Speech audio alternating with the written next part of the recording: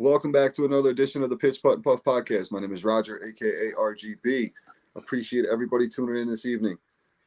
Before we get rolling with the guest, though, I just want to take a quick second and give a shout out to our sponsors, 420 Bliss, located on 740 Hoosick Road in Troy, New York, right in the Walmart Plaza. Make sure you stop in there, check them out. They have everything you're looking for: flour, pre-rolls, edibles, tinctures, vapes, disposables, you name it, they got it. And also make sure to check out Trouble Off the Tee. Got a promo going on right now with them, 15% site-wide. Use promo code RGB. And on polos, for a limited time, we have a buy one, get one free on the polos. Use promo code PUFF, TroubleOffTheTee.com. Check out Marty. Also check out his book that's on Spotify, narrated by Jake Adams from Country Club Adjacent. But tonight we're going to go back out to the West Coast. We have Tony from Skuld Golf. Tony, welcome to the podcast. Thanks for having me. Appreciate it. Yeah, I appreciate you taking the time and coordinating the East Coast, West Coast coordination. I appreciate that. Why don't you tell us a little bit about yourself, how you got into golf, and how the clothing line came about? All right, thanks. I've been golfing for a long time, but you can never tell, by my game. I've been doing design and marketing forever. When I was 20 years old, I got a job at the Upper Deck Company, the trading card company. Yeah, so it was just a bunch of young kids. It was before computers. We were in Yorba Linda, California. Upper Deck was just starting out and doing production. Back then, we had this giant, it was like a stat camera machine, and you had to put the slides on the stat camera machine, and you press the button, and you'd be in the dark room for 30 minutes waiting for the stats to come out. And then gradually, the computers kind of became popular. We started doing design on computers, and then started hiring more people, more designers, sculptors. And Upper Deck was really cool because it was just like a giant agency, really. We had designers. That was huge. Yeah, it was super fun. Yeah. So that's kind of where I cut my teeth in design.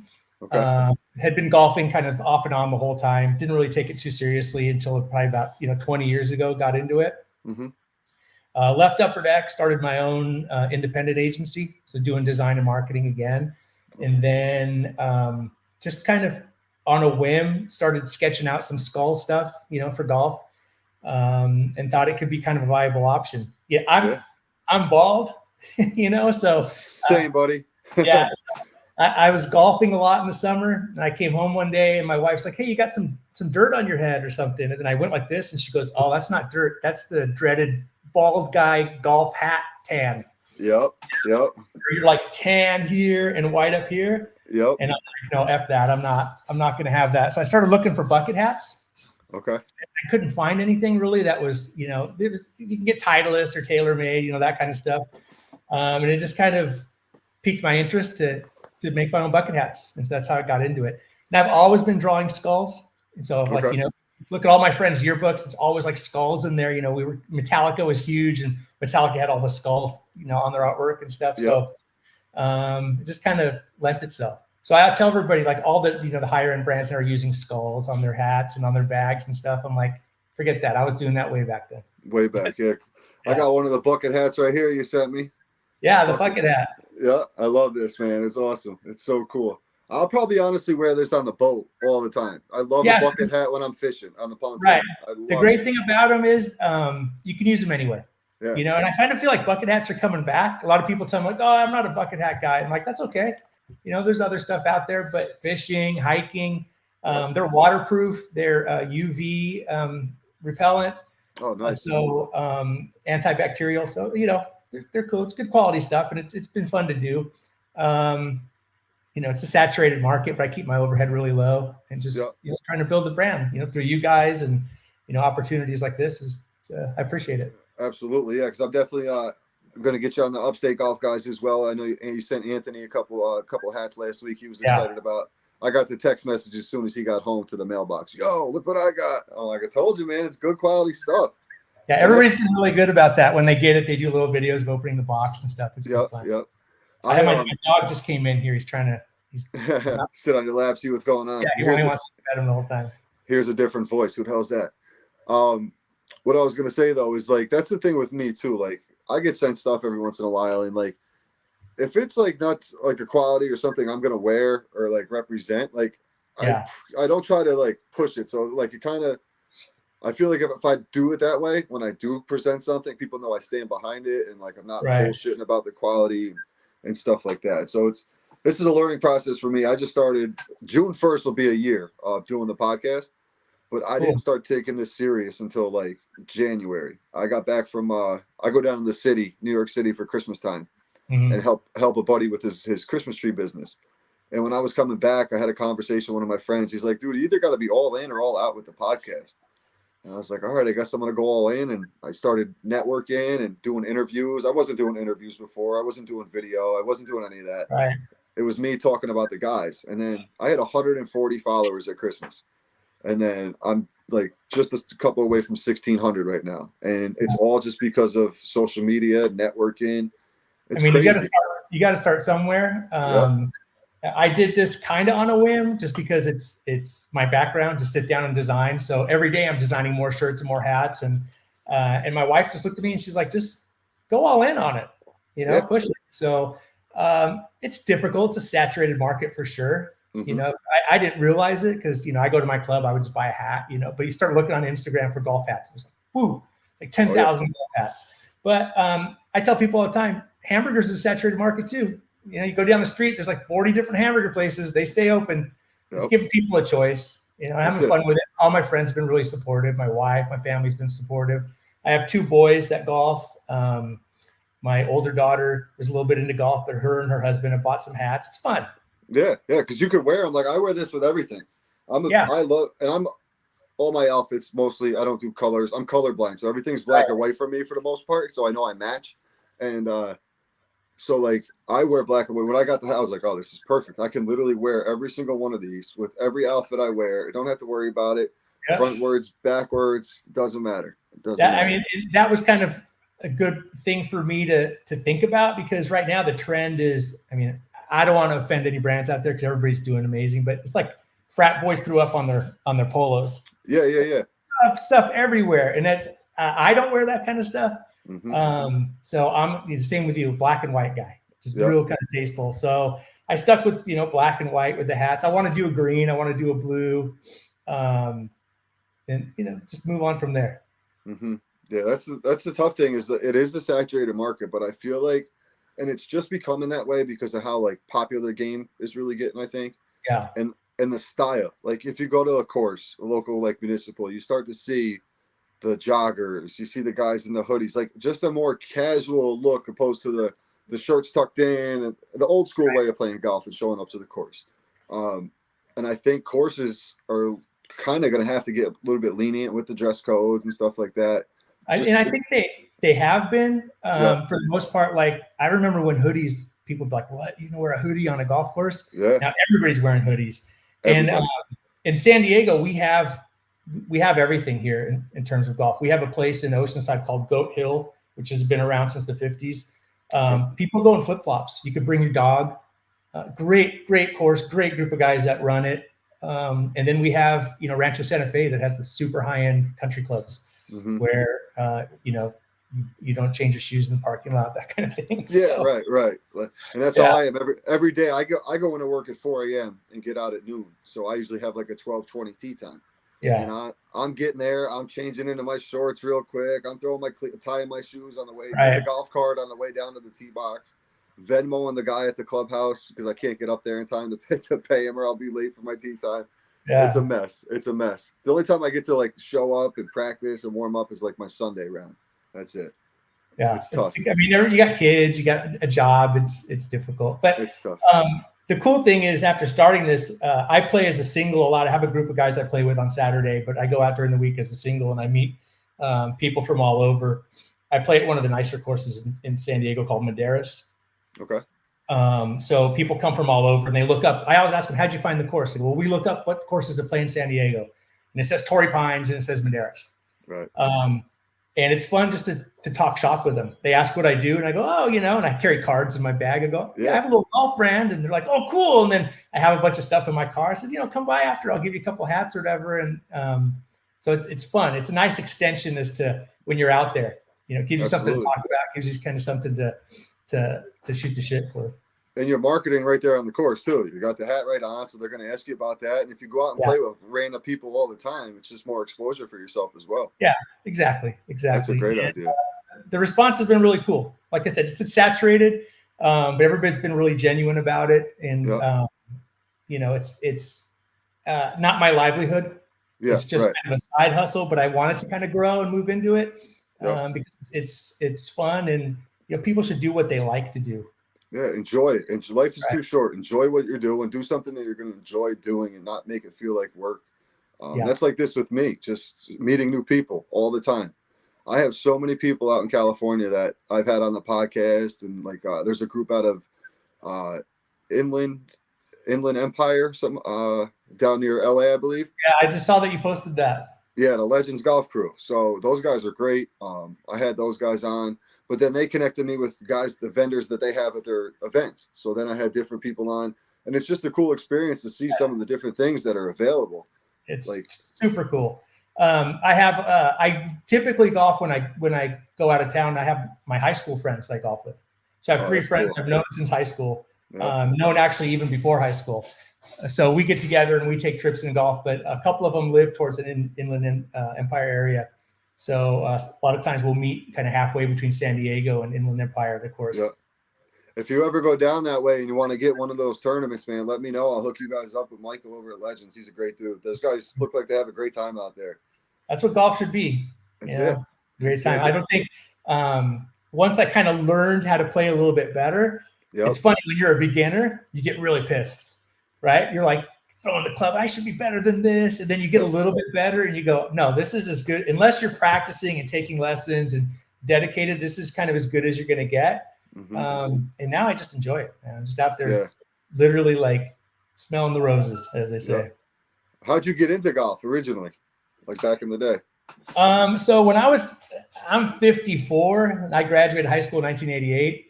Okay. Golf, like the golf team was not a thing. Like I don't know if anybody on our golf team broke 100. right. So golf wasn't a thing. My friends, there was a couple courses in the city I grew up, and my friends kind of got into it. And one of my friends at the time, his like uncle gave him like a big leather bag with the persimmon woods and and I said, hey, can I borrow those? And he's like, yeah. And we went to a couple small courses by us, and we just kind of got into it. It was just something to do, and tote around and drink some beer and have some fun. And then you kind of get addicted to it. So fast. It's the most addicting thing ever. Like because I played football, baseball, basketball my whole life. And I was a halfway decent athlete. But when I came out on a golf course and I was like, you could throw a baseball at me, 85, 90 miles per hour. I'll hit it. I'll make contact. You set that little golf ball in front of me. I was swinging and missing. I'm like, what is happening right now? It kind of gets in. It pisses you off a little bit. Oh, dude, I was so pissed because the guys I was golfing with were on the high school team. But I was a better athlete in every other sport than them. But they're hitting it 220 down the middle. They're chipping good. They're putting good. I'm by the 3rd or 4th hole, I'm just drinking the beer or driving the cart and drinking the beers. Like this isn't even fun anymore. And my biggest problem was I played baseball left-handed, but I had no left-handed golf clubs. So I was out there golfing righty. Still am, but I just figured it out over time. But it's been a process. This is my 6th year playing. I'm 40. I just started playing pretty much. So I was shooting. Go ahead. Yeah, I've started such a long time ago, and I got some good advice that I didn't take when I first started. One of the guys I worked with at Upper Deck, he was a good golfer, and he said, you should take some lessons. I'm like, come on, no lessons. Just going to go out there and, have fun. And I should have taken lessons back then because it's like a homegrown swing. But, it's a game for a lifetime, which is great. Right. And my boys, they played baseball and, other sports in high school. And they're in their mid-20s, early 20s. And now they're both really into golf and their friends are into golf. And they say the same thing. Why didn't we play this earlier? Yeah. Why do we beat up our bodies playing sports in high school? We should have just played golf. Yep. And I even played after high school. I played men's league basketball and men's leagues and flag football until I was 34, 35 years old. It came to the point where I was playing, I'll never forget it. I was 34 and I was playing in a men's league basketball game. And there was this 18-year-old kid fresh out of high school and he's zipping up and down the court. And I just got done working my full-time construction job at the time. Right. And I'm like, there's no way I could keep up with this kid anymore. Like, it's just not even, it wasn't enjoyable at that point. And I was like, all right. And my buddies were always, come play golf with us, come play golf with us. But because being the lefty and using righty clubs, I was like, I'm good. But now if I pick up a lefty club, I can't even swing it. Like, I could swing it like a baseball bat, but to do it like a golf, it's so awkward to me. It's crazy. Yeah, it's a great game. And, you know, I feel bad for people. You guys have a golf season, right? Because you got to get through the winter. California, you can, even when it's dumping rain, which it was a couple weeks ago, we were playing. As long as there's no lightning, which we hardly ever get, you can play year round. So you got to take advantage of that. Yeah, we opened up Monday, so we got to play Monday, Tuesday, Wednesday. We got rained out. Today we got rained out. So 50% so far. We'll see what happens tomorrow. Yeah, it's tough. Now, do you have the same problem in San Diego as those guys do in the LA area with tee times? So probably for like the city courses. Well, I mean, obviously Torrey Pines is it's always booked. I'm outside of the San Diego city limit by about 5 miles. So I pay the same rate that you would pay at Torrey Pines. Gotcha. Yeah. So I'm not a city resident, so I don't really play Torrey Pines, but there's a lot of really good city run courses in San Diego. I play at a public course, but they also offer memberships. Oh, nice. So you can get like discounted rates. You can pay a yearly membership and, you know, pay the cart fee. So I don't have that problem, and I haven't heard about that as much here. Yeah. But I mean, LA it's more dense. There's way more people, and I think way more people courses. Not enough space. I was surprised to hear that, but kind of not surprised because there's always a clever person who's trying to game the system for sure. Yeah, I was listening to a comedy podcast, and it got brought up. And I'm like, all the people I have on from LA, no one's ever said anything to me about it. So I started asking. Everybody's like, dude, it's impossible to get a tee time. We have to book it 2 weeks in advance or whatever. I'm like, dude, that's craziness. Because I'm the same as you. I can call up, hey, is there anybody out there? I'm going out by myself. Yeah, I'll put you with this threesome or whatever. It's just, it's convenient. And I get taken care of real well over there. Because the Pitch Putt and Puff, how it all started was we play on Sundays. We have 8 guys. It's the same 8 guys every week. And I just literally started talking to my phone about the guys, busting balls and just having a good time. And then I showed up to the course that Sunday, and I put it on my speaker. And it took a couple minutes for the guys to realize what was on until someone heard their name. And they're like, yeah, what is this? What is this? And I'm like, I did a podcast about us. They're like, what? So then it kind of clicked, and they were calling it the RGB tour, which I didn't like because I was like, they're trying to resemble the Live when it first started and all that. I said, let's be something different. And then that's when I decided to turn it to the Pitch Putt and Puff and take it a little bit more serious. And here we are now. Big things ahead here, especially with the West Coast coming up. That's cool. Are you guys coming out to the West Coast to play? I'll be out I'm planning October. Middle October is my plan right now because we only get a couple months of nice weather, so I got to enjoy it out here. So as soon as it gets cold, I'll be out there. Yeah, I tell everybody, like, if you're going to come to San Diego, September, October is the best time to come. Yeah, we're dry. We don't have to get any rain. It's warm. Those are like our warmest months. Mm-hmm. Sometimes you come in June and we get what's called June gloom and May gray. Sun never comes out. You know, if you're playing Torrey Pines, it's drizzly. Yeah, you know, kind of a heavy air. You don't want to go all that way and have a shitty weather out there for that. My wife's niece just moved out there. Her husband's in the military and just got moved out there. So she's always wanted to go out to San Diego. I'm like, listen, let's make it we'll do the whole loop. We'll go up there for a couple of days. I'll shoot down to LA for a couple of days. Whatever. Definitely reach out to me when you come out. I'll get you on the course. It's that'd be awesome. Yeah, Madeiras is definitely one of the better courses. I mean, there's a ton of courses in San Diego, so they're all really nice, but it's always in really good shape. The pace of play is amazing. All the things that you want. You know, the greens are nice and fast. They're big. It's a challenge. That's what I love. That's what I love. So what's your plans going forward with Gold Golf for the 2024 year? What's your plans in the opening year? I mean, I'm trying to grow it, you know, through social media. Mm-hmm. You probably know it's a little difficult when you have a job and you're trying to do that stuff as well. Sure. I have a lot of ideas. The challenge of being like a designer is you're never really satisfied. So like I'll do something like, this is cool. Then I get another idea and you know, I can't print 50,000 shirts, but I have all these ideas for stuff. Sure. Yeah, I'd like to grow it. I'd like to be able to you know, get it out there and get people interested in it and excited about it. It's fun to do. You know, golf is great. people are really into golf. And, once you start diving into it, San Diego's awesome because we have all the companies here. We got TaylorMade, we got Callaway, we got everything here. So I'm trying to give it kind of a West Coast vibe, but keep it open. And I'd like to grow it for sure. I want to get into polos and different stuff, but starting slow. I don't want to get ahead of myself and get over my skis. Sure. Absolutely. Yeah. So I usually like to end the podcast with a couple golf-based questions, if that's cool. Yeah, for sure. What's your favorite club in your bag? Believe it or not, it's my driver. Really? Okay. You're the first person to say that. I know. It's weird. I know. Everybody probably says their 7-iron or their putter. I get made fun of. All my buddies hit it further than me, but I always find the fairway. Okay. Fairway Tony. Yeah, I just like the driver for sure. Oh, well, mine's my 7-iron because it's the most versatile. It's the first club I started hitting straight when I was playing. Yeah. And then I started trying to do different things with it, keeping it low and bumping runs and all that stuff. Right. You've probably played some really nice courses, obviously, with Torrey Pines and everything. What's your favorite course you ever played? You got to say Pebble Beach.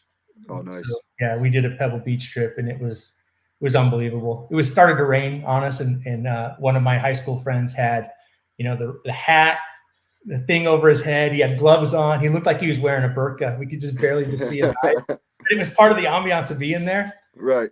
It was gorgeous. That's so cool. Definitely Pebble. That's an easy answer. Everybody's going to say that. But if you get a chance to play it once and walk, for sure, it's great. That's cool. Yeah, that's like a dream course of mine is to get now. I remember in the old school Tiger Woods video games playing Pebble Beach all the time. And it was just like, if I could go somewhere and play, this would be the course that I would want to play. Yeah. Because we don't get the effects up here of like the ocean breeze affecting the ball and stuff like that. I played a course down in Aruba. Probably when I first started playing, so 5-6 years ago, and I was terrible at the time, and like I didn't understand like how the wind factor was going to be such a big deal. It was literally probably the first, maybe second year I was playing, and I was hitting the ball, and I'm like, oh, it's going straight. The gust of wind would come off the beach, and boom, gone. I'm like, oh man, it's gonna be a long day, and that it was. What's one thing you want to improve in the course this year? For sure, compressing my irons. It's just some days you got it, just feels so crisp and they're just flying. And the other days you don't know what the hell you're doing. Yep. So that's kind of why I like my driver. You don't have to compress the ball. That's okay. I get it. Yeah, for sure. But definitely that. That's great. That's great. Because that's literally like I hit my irons really well, but I don't hit my driver good at all. I have trouble off the tee all the time. Well, Tony, man, I really appreciate you taking the time. I really appreciate the hats and the merch. I'll be talking to you again soon on the Upstate Golf Guys because I'm on that podcast as well. So we'll definitely set that up. Definitely, when you guys come out to San Diego, hit me up. Oh, for sure. I'm going to keep in contact with you. Don't sign off when we end here. I want to talk to you a couple things. But yeah, make sure you where can they find you? Sorry, where can they find you? Oh, okay, so the website is skulled-golf.com, SKULLED-golf.com. And then Instagram is Skulled Golf Official. So yeah, we'd love to have a bunch of followers. It's just me on my own. Okay. So if people message me, I message them back. Yeah, you got right back to me right away. Absolutely. Yeah. Absolutely. Yeah. I'll ignore everybody when I'm a big company like everybody else. That's it. Awesome, Tony. I really appreciate your time. Make sure you go check him out at Skulled Golf. And also, don't forget to check out 420 Bliss and Trouble Off the Tee. Appreciate everybody tuning in to another episode of the Pitch Putt and Puff podcast. Later.